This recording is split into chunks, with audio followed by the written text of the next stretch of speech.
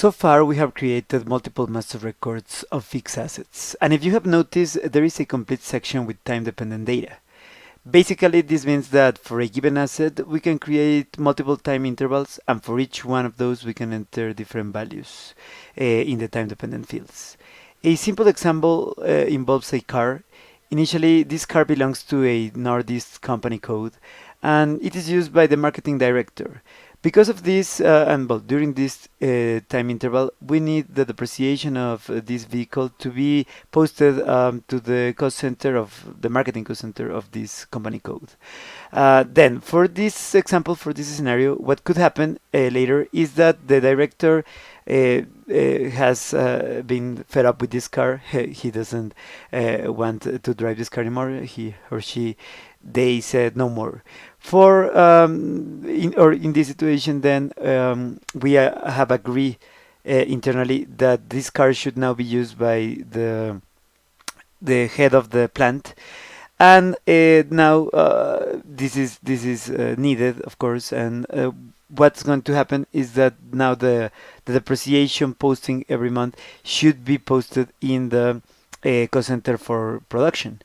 So, well, the important thing here that we need to understand is that this is just the same asset, it's the same car, but what we will accomplish is now the possibility to create new time intervals, and that means that we can respect the history, the past history of the values in this scenario of the depreciation postings for this particular vehicle.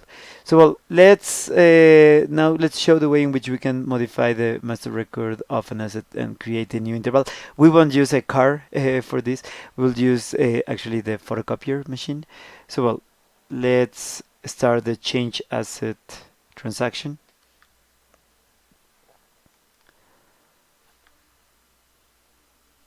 And well, we need to enter the ID of this master record, and of course the company code.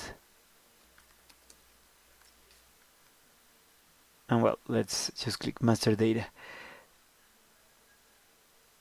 Oh, sorry.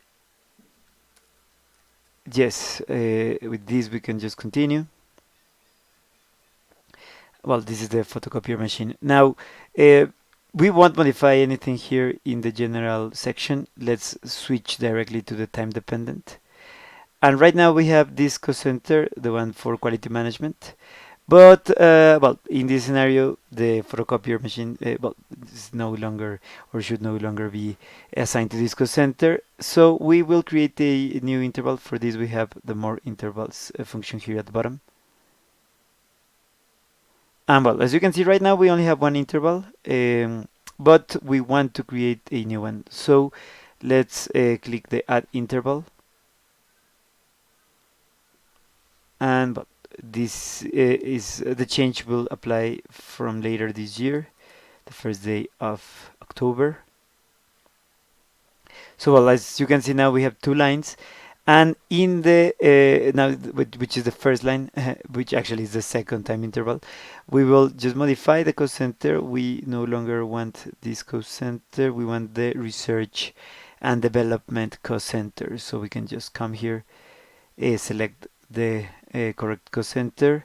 That should now be well, our master record assigned to this new cost center. So, well, with this, we are pretty much set up to go. We can just click save, and the change will happen for our asset. So the app will just confirm the change, and now we can just well, quit this app. And of course we finished the lesson, but we invite you to keep learning with the next one.